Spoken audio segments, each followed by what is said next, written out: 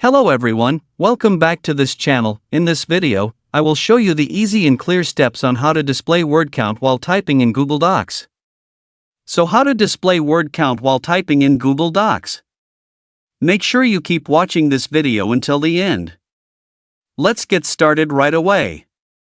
Firstly, just go to Google Docs on your computer or laptop. And this is the initial display of the Google Docs work page.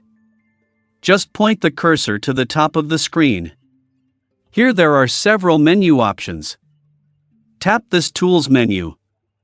Here there are several menu options. Tap the Word Count menu. Now here it appears like this. In the Display Word Count While Typing section, tap to activate it. Then tap OK. Now it can be seen at the bottom left of the screen it has appeared.